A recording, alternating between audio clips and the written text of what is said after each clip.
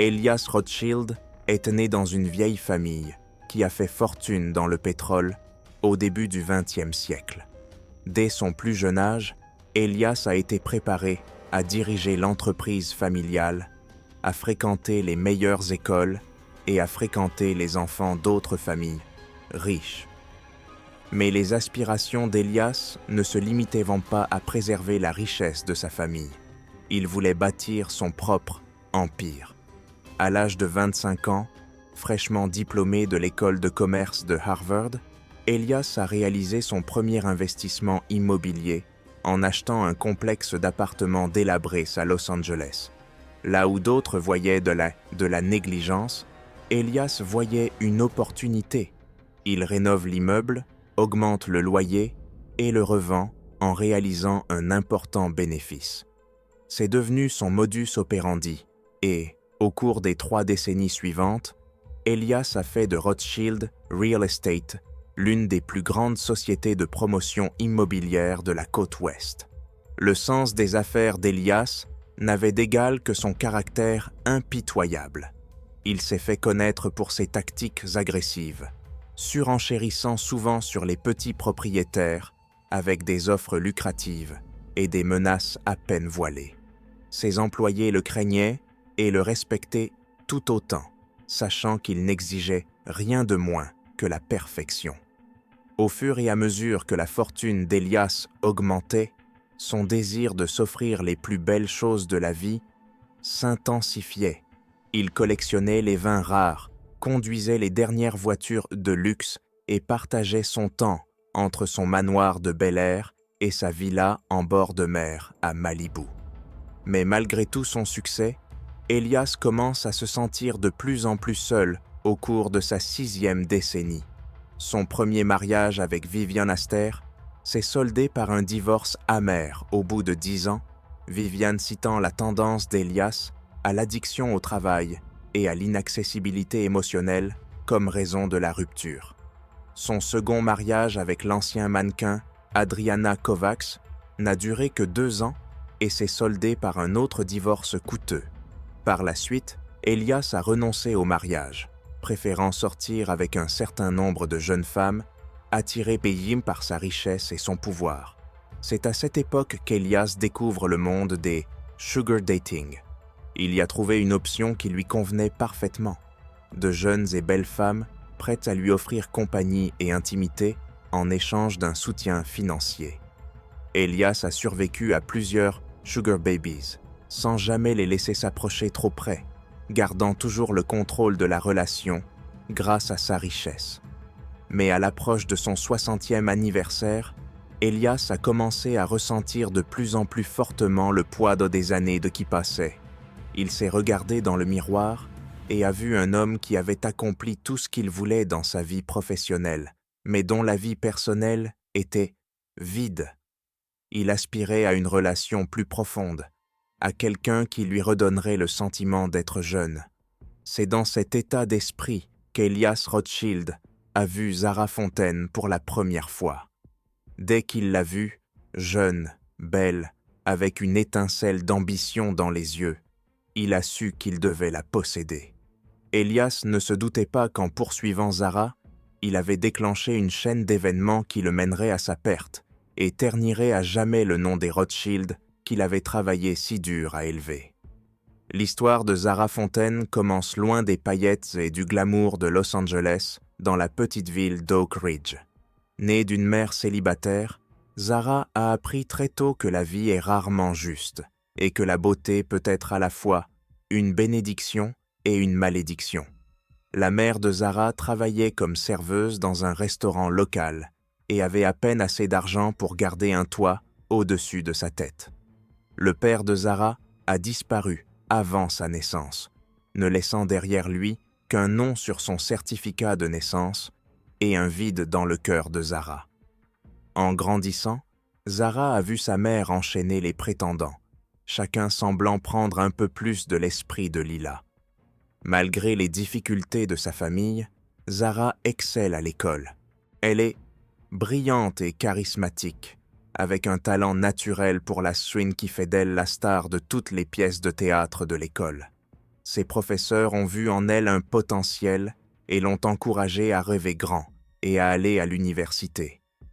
Mais à l'approche de la fin de ses études secondaires, la dure réalité de sa situation financière est devenue évidente. Elle n'avait pas d'argent pour l'université et pas d'économies sur lesquelles s'appuyer. Déterminée à sortir du cycle de la pauvreté dans lequel elle avait grandi, Zara a pris une décision audacieuse, avec rien de plus qu'un sac à dos rempli de vêtements et l'argent qu'elle avait économisé grâce à son emploi à temps partiel au cinéma local. Elle a pris un bus pour Los Angeles et les rêves d'une grande carrière ont commencé à germer dans sa tête. Cependant, la Cité des Anges s'avère bien moins accueillante que Zara ne l'avait imaginé. Elle découvre rapidement que des milliers d'autres jeunes femmes partagent ses rêves et luttent pour les mêmes opportunités limitées. Zara a trouvé un emploi de serveuse comme sa mère, mais le salaire dérisoire couvrait à peine le loyer du minuscule studio qu'elle partageait avec 2 autres aspirantes actrices. Au fil des semaines et des mois, sans grand succès en vue, l'optimisme de Zara a commencé à s'estomper. Elle était sur le point d'abandonner et de retourner à Oak Ridge lorsqu'une rencontre fortuite a tout changé. Dans le restaurant haut de gamme où elle travaille, Zara sert une table de jeunes femmes qui semblent respirer la richesse et la confiance. Alors qu'elle débarrasse les assiettes, elle les entend discuter de leurs arrangements et des cadeaux reçus de leur père. Intriguée et cherchant désespérément un moyen de sortir de ses difficultés financières, Zara engage la conversation avec l'une d'entre elles après son service. Cette femme, Destinée, a introduit Zara dans le monde des sugar dating. Elle lui a expliqué comment de jeunes femmes séduisantes pouvaient bien rencontrer des hommes riches et âgés qui leur fourniraient un soutien financier en échange d'une compagnie. Zara a d'abord hésité. Elle pensait que cela ressemblait trop à la vie de sa mère, qui dépendait des hommes pour survivre. Mais lorsque le destin lui a montré des vêtements de marque, des appartements de luxe et les possibilités offertes par le statut de « sugar baby », les doutes de Zara ont commencé à s'effondrer. Avec l'aide du destin, Zara a créé un profil sur un site de rencontres exclusif. Elle choisit ses photos les plus flatteuses, rédige une biographie pleine d'esprit et attend. Quelques jours plus tard, sa boîte de réception est inondée de messages de sugar daddies potentiels. Mais un message sort du lot. Il contenait une invitation à participer à un événement caritatif en tant qu'invité d'Elias Rothschild. Zara ne savait pas qu'en acceptant cette invitation, elle s'engagerait sur un chemin qui se terminerait en tragédie et changerait à jamais le cours de sa jeune vie. La salle de bal de l'hôtel scintille des lustres et des bijoux de l'élite de Los Angeles. Le soir où Zara Fontaine et Elias Rothschild se sont rencontrés pour la première fois, Zara, vêtue d'une robe empruntée et ne se sentant pas à sa place, a arpenté nerveusement la salle jusqu'à ce que ses yeux rencontrent ceux d'un homme plus âgé qui se dirigeait vers elle. « Elias, je présume. » La voix de Zara tremblait légèrement lorsqu'elle tendit la main. Elias la prit avec fermeté et assurance. « Tout le plaisir était pour moi, mademoiselle Fontaine. » Il la conduisit dans la salle de bal, posant doucement sa main sur son dos, et Zara sentit un frisson parcourir son corps. D'excitation ou de peur, elle ne pouvait le dire. Au fil de la soirée, Zara tomba amoureuse d'Elias. Il était charmant, plein d'esprit et semblait sincèrement intéressé par ses objectifs. Lorsqu'elle évoqua ses tentatives pour se lancer dans la comédie, les yeux d'Elias s'illuminèrent. « J'ai des relations dans l'industrie, » dit-il. « Je peux peut-être vous présenter. » À la fin de la soirée, Zara était étourdie non seulement par le champagne, mais aussi par les opportunités qu'Elias lui présentait lorsqu'il l'a invitée à dîner le lendemain soir. Elle n'a pas hésité à dire oui. Leur cours, si on peut l'appeler ainsi, s'est développé à un rythme effréné. Elias n'a pas perdu de temps pour couvrir Zara de cadeaux et d'expériences dont elle ne pouvait que rêver. Une semaine après leur première rencontre, il lui a remis la clé d'un luxueux appartement à West Hollywood. « Tu as besoin d'un endroit décent pour vivre si tu veux faire carrière », explique-t-il, tandis que Zara regarde avec perplexité les pièces spacieuses et ensoleillées. Des vêtements de marque remplissaient sa nouvelle garde-robe. Une voiture de sport, rutilante, se trouvait sur sa place de parking, et la carte American Express noire d'Elias se trouvait dans son portefeuille, au cas où. Zara se sentait comme dans un conte de fées, et Elias était son parrain, réalisant tous ses souhaits. Mais les contes de fées ont souvent un côté sombre, et bientôt, Zara apprend le prix de la générosité d'Elias. À chaque cadeau, à chaque occasion qu'il lui donnait, les fils invisibles qui la liaient à lui se renforçaient. Elias a commencé à dicter son emploi du temps, insistant pour qu'elle soit disponible chaque fois qu'il l'appelait. Il remettait en question ses amitiés, en particulier avec des hommes plus jeunes, et dissimulait sa jalousie sous le souci de sa réputation. Zara, enivrée par son nouveau mode de vie et reconnaissante du soutien d'Elias, a d'abord ignoré ces signes avant-coureurs. Ce n'est donc que bien plus tard qu'elle a réalisé le coût réel de l'entrée d'Elias Rothschild dans sa vie. Les premiers mois, Zara Fontaine a eu l'impression de vivre un rêve. Elias Rothschild lui a ouvert des portes insoupçonnées, l'a présenté à des personnalités influentes du monde du spectacle et lui a payé ses cours de théâtre au prestigieux Institut du théâtre et du cinéma. Leur premier voyage ensemble a eu lieu à Paris, où Elias a réservé une suite royale à l'hôtel Ritz. Zara, qui n'avait jamais quitté les États-Unis, a été subjuguée par le luxe et l'histoire qui l'entourait. Alors qu'il se promenait sur le long de la Seine, Elias lui a offert un bracelet d'amour Cartier qu'il a habilement enroulé autour de son poignet. « C'est le symbole de notre lien, mon amour », murmure-t-il en la regardant attentivement. « J'espère que tu ne l'enlèveras jamais. » De Paris, ils se sont rendus aux Maldives, où ils ont passé des journées de farniente dans un bungalow au bord de l'eau. Zara admire l'eau cristalline et les banques de poissons colorés qui nagent sous le plancher de verre.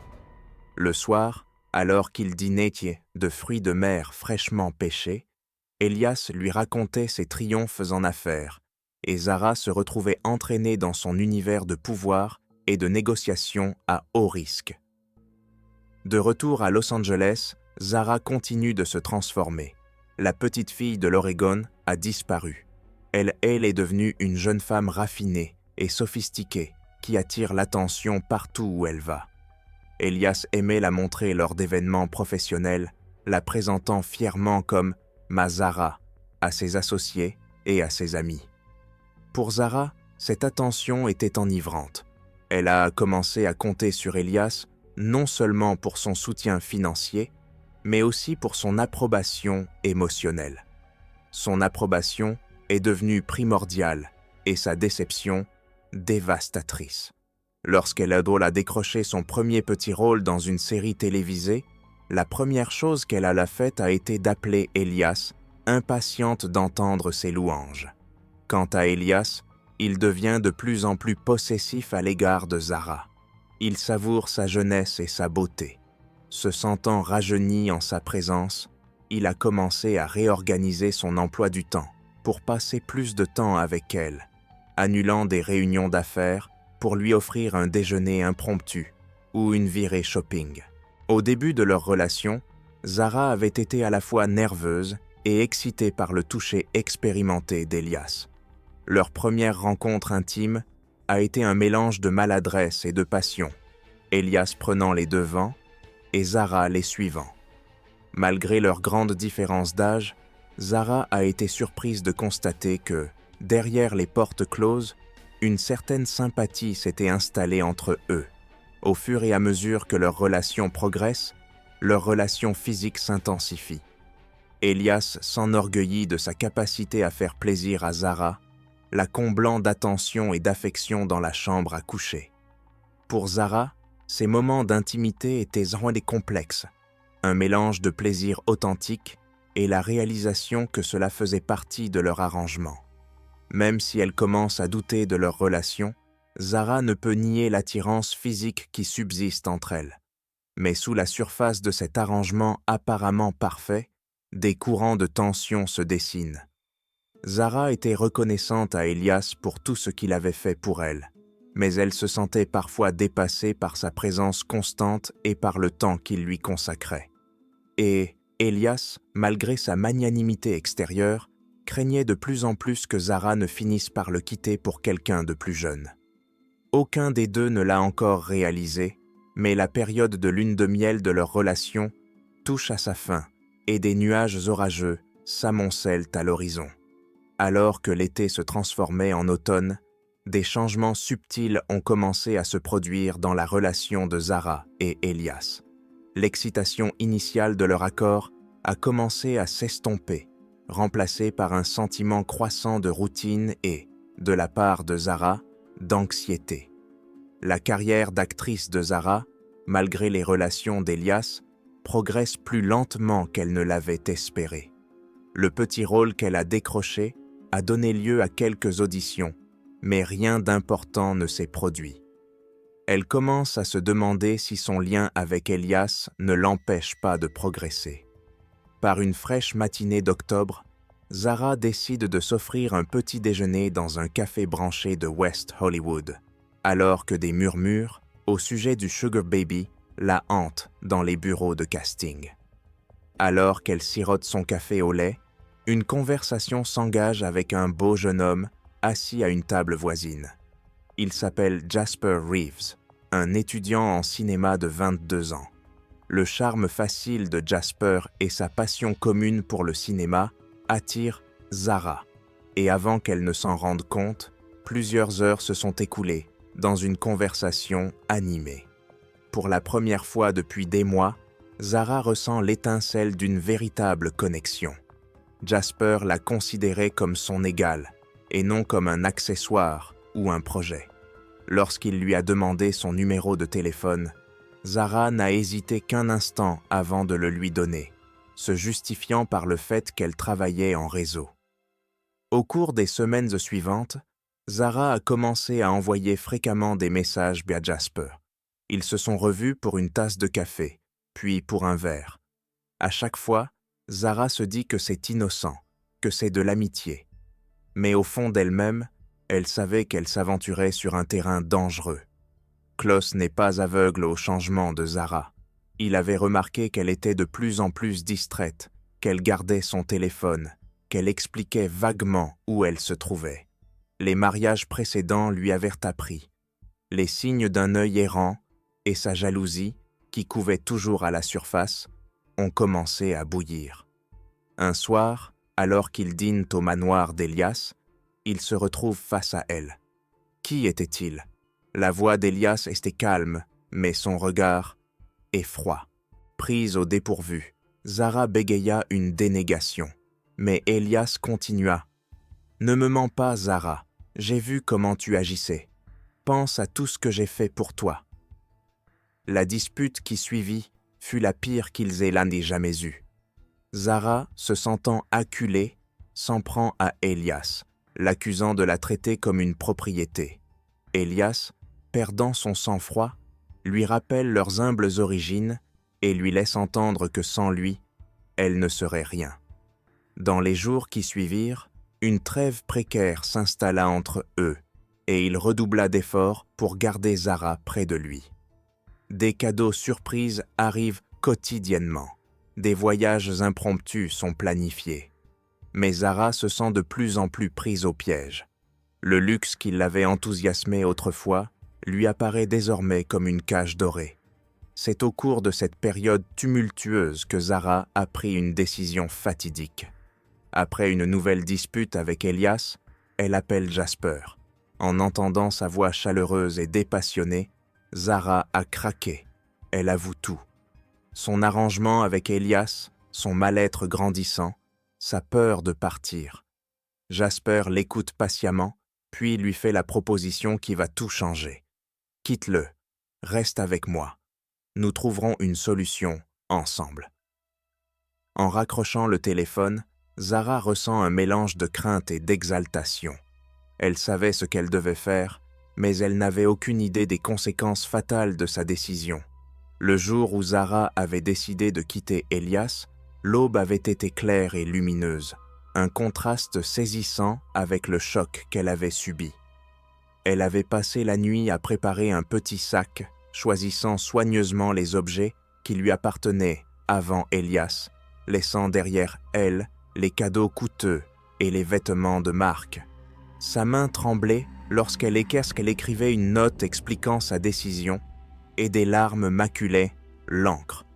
Zara avait prévu de partir pendant qu'Elias était au travail pour éviter une confrontation dont elle n'était pas sûre d'avoir la force. Mais alors qu'elle s'approche de la porte de l'appartement de West Hollywood, celle-ci s'ouvre et Elias se tient devant elle. Son visage, d'habitude soigneusement équilibré, était un masque de colère et de douleur. Sa voix était grave et dangereuse. Le cœur de Sarah s'emballa lorsqu'elle réalisa qu'il devait l'observer, qu'il devait être au courant de ses projets.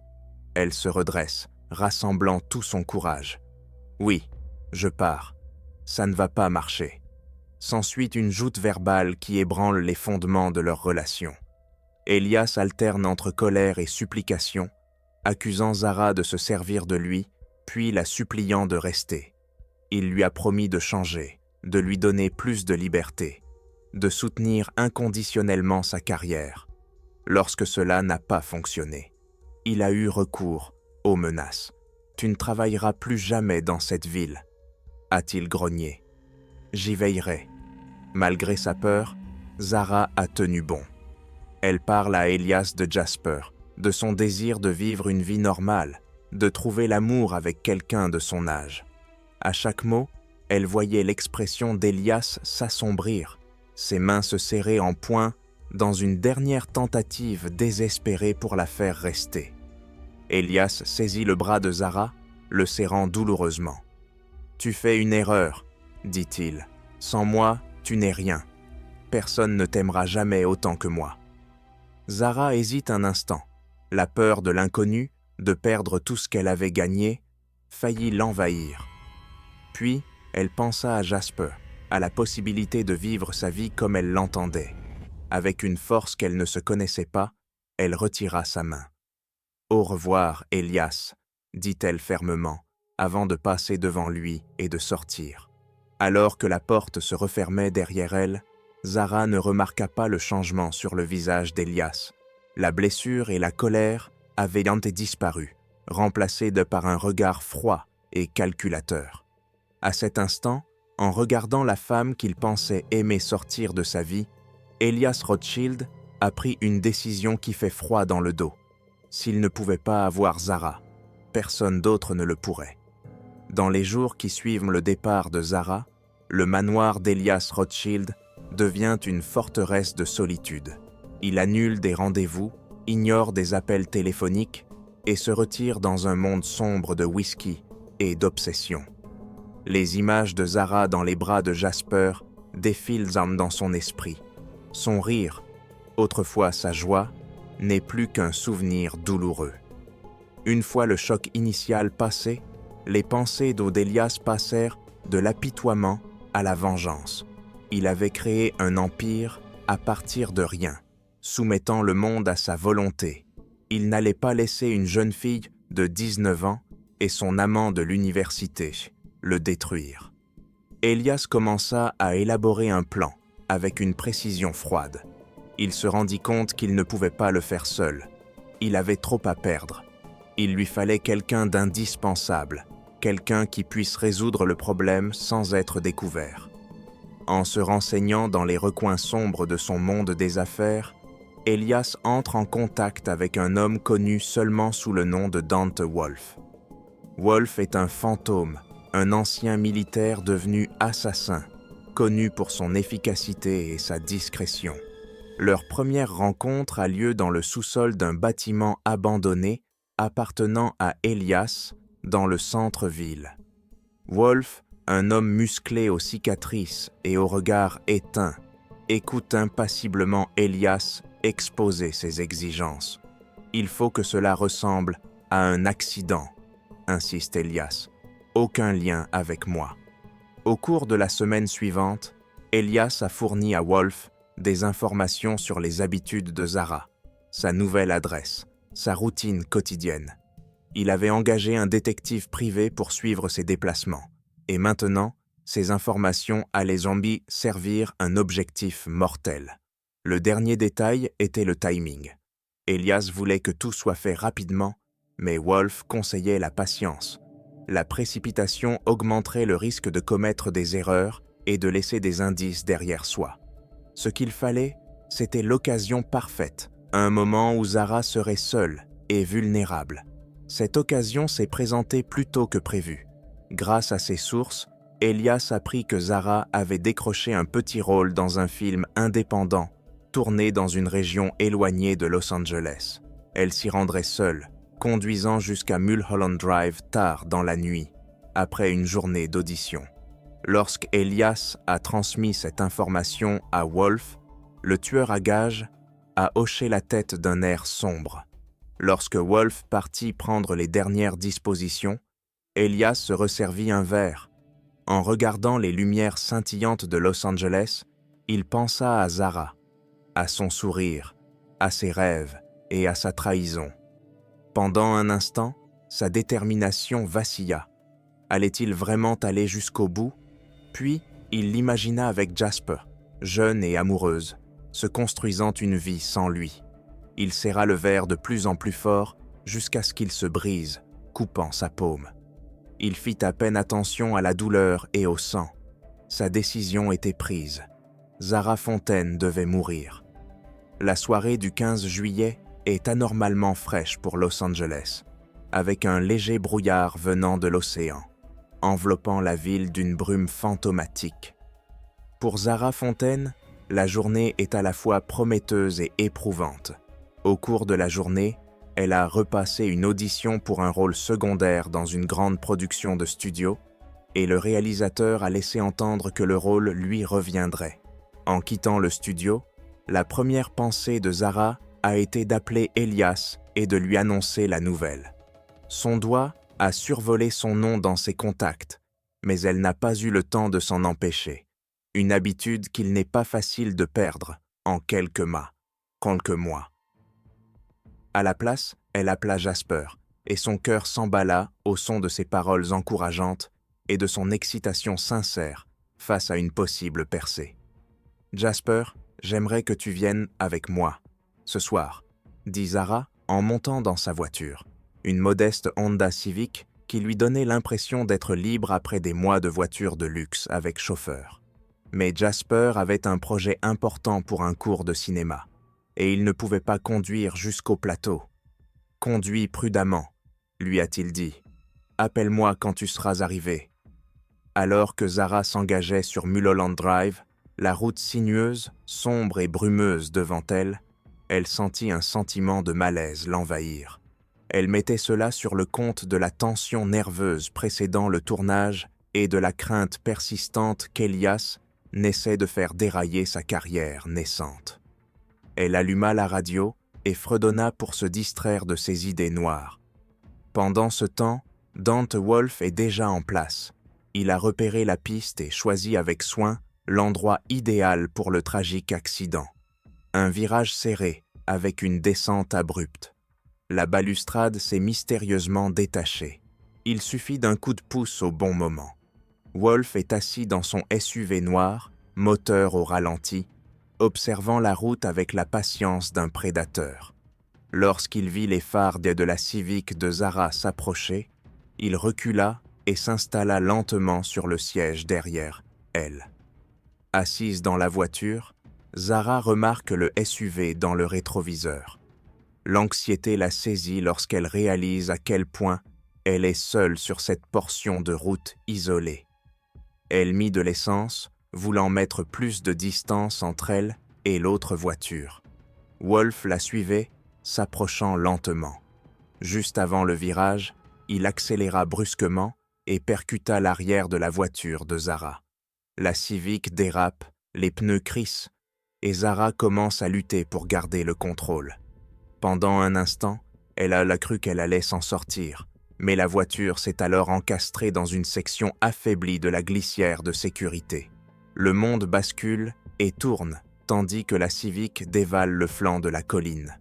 Le cri de Zara s'est interrompu lorsque la voiture a roulé, froissant le métal et brisant le verre. Lorsqu'elle s'est finalement arrêtée au fond du ravin, un silence inquiétant s'est installé. Wolf s'arrête et regarde l'épave. Convaincu que personne n'a pu survivre à l'accident, il sort son téléphone. Il dit simplement « C'est fini » et jette le téléphone dans la falaise pour qu'il rejoigne l'épave. Mais le destin semblait avoir d'autres plans. Alors qu'il s'éloigne, confiant que le travail est terminé, Wolf ne remarque pas le faible mouvement dans le métal déchiqueté en contrebas. Zara, à peine consciente et gravement blessée, était vivante. Dans un brouillard de douleur et de confusion, Zara réussit à s'extraire de l'épave. Elle savait qu'elle avait besoin d'aide, mais son téléphone était cassé. Il ne servait à rien. N'ayant pas d'autre choix, El Azroul a commencé à ramper, chaque mouvement devenant une agonie motivée par un désir primitif de survie. Alors que l'aube se lève sur Los Angeles, le coureur fait une découverte macabre. Le corps meurtri de Zara, qui s'accroche à peine à la vie, est à moitié caché dans un fourré le long de Mulholland Drive. Cette découverte va déclencher une enquête qui mettra à jour les sombres secrets de l'accident et dévoilera l'obsession mortelle de l'un des hommes les plus puissants de Los Angeles. L'inspecteur Imogen Watson arrive sur les lieux avec les premiers rayons de soleil qui percent le brouillard matinal. Watson est une étoile montante de la police de Los Angeles, connue pour son sens aigu de l'observation et sa quête incessante de la vérité. Alors qu'elle examine la scène de l'accident, quelque chose lui dit son instinct. Des traces de dérapage sur la route, des dégâts sur la glissière de sécurité. Tout semblait trop net, trop parfait pour un simple accident. Ses soupçons se renforcent lorsqu'elle apprend l'identité de la victime. Zara Fontaine, miraculeusement vivante mais dans un état critique, n'était pas étrangère aux colonnes de potins. Sa relation avec Elias Rothschild alimente les tabloïds depuis des mois. Maintenant que Zara se bat pour sa vie, Watson ne peut s'empêcher de penser que l'histoire ne s'arrête pas là. Les inspecteurs se rendent d'abord à l'hôpital. Bien que Zara soit plongée dans un coma artificiel, les médecins fournissent des informations importantes. Selon eux, la nature de ses blessures ne correspond pas à un simple accident de voiture. Elle présentait des blessures défensives sur les bras, signe d'une lutte. Après l'impact initial, Watson doit interroger Jasper Reeves, la dernière personne connue à avoir été en contact avec Zara. Le jeune étudiant en cinéma était désemparé et se reprochait de ne pas l'avoir accompagné dans son voyage. Il évoque les craintes de Zara à l'égard d'Elias, sa peur qu'il tente de nuire à sa carrière après qu'elle l'a quitté. Forte de ces informations, Watson s'intéresse à Elias Rothschild. Lorsqu'il est interrogé, le magnate affiche un comportement calme, se disant choqué et attristé par l'accident de Zara. Mais Watson a remarqué la façon dont ses mains se sont crispées, le scintillement de quelque chose de sombre derrière ses yeux lorsqu'il a prononcé le nom de Zara. Au fur et à mesure que l'enquête progressait, Madame Watson et son équipe ont découvert une série de preuves. Les relevés de téléphone portable ont permis de déterminer qu'Elias se trouvait près de Mulholland Drive la nuit de l'accident, bien qu'il ait prétendu être resté chez lui toute la soirée. Les relevés financiers ont révélé un retrait important et inexpliqué de l'un de ses comptes offshore quelques 2 jours avant l'accident. Mais le véritable coup de théâtre dans cette affaire est venu d'une source improbable. Un petit trafiquant de drogue arrêté dans le cadre d'une autre affaire a offert des informations en échange de sa clémence. Il a affirmé avoir surpris une conversation dans un bar sur le meurtre à forfait de la jeune amie d'un homme riche. La description qu'il a donnée du tueur présumé correspond au nom de Dante Wolf, un nom connu des services de police, mais qui n'avait jamais été lié à un crime spécifique. Ayant obtenu une nouvelle piste, Watson commence à enquêter. Elle recherche les antécédents de Wolf, retraçant ses déplacements dans les jours précédant l'accident de Zara. Les images de surveillance d'une station-service proche du lieu de l'accident montrent un SUV correspondant à la description de la voiture de Wolf. Au fur et à mesure que les détails se mettent en place, Watson ressent cette bouffée d'énergie qui lui est familière lorsqu'une affaire est résolue. Mais elle savait qu'il faudrait plus que des preuves circonstancielles pour faire le lien entre un assassin connu, un riche magnate de l'immobilier et une jeune femme luttant pour sa vie à l'hôpital. Elle avait besoin de preuves tangibles, et elle avait besoin que Zara se réveille et raconte sa version de l'histoire. Le tournant de l'affaire intervient 3 semaines après l'accident, lorsque Zara Fontaine sort enfin du coma. L'inspecteur Watson reste à son chevet pendant plusieurs heures, sollicitant prudemment les souvenirs de la jeune femme sur cette nuit fatidique. Le témoignage de Zara s'avère être la pièce manquante du puzzle. Elle s'est souvenue du SUV noir qui la poursuivait et de la collision délibérée qui a fait basculer sa voiture. Armé du témoignage de Zara, Watson a agi rapidement. Un mandat d'arrêt a été délivré à l'encontre de Dante Wolf et une équipe du SWAT était venue le chercher dans une planque dans le désert. Soumis à un interrogatoire musclé, Wolf finit par craquer et révèle les détails de son accord avec Elias Rothschild. Les aveux de Wolf ont conduit à une descente dans le manoir d'Elias. Là, caché dans un coffre-fort secret, les détectives ont découvert des preuves, des plans détaillés de l'itinéraire de Zara, la nuit de l'accident, de la correspondance avec Wolf et des documents financiers pour payer le raid. Elias a été condamné à la prison à vie sans possibilité de libération conditionnelle.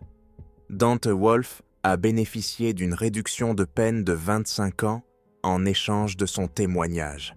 Zara, qui se remet encore de ses blessures, a trouvé du réconfort dans le soutien indéfectible de Jasper et dans la certitude que justice a été rendue. C'est tout pour l'instant. Écrivez vos opinions dans les commentaires. Donnez un like si vous avez aimé et rendez-vous dans les nouvelles vidéos. Bye.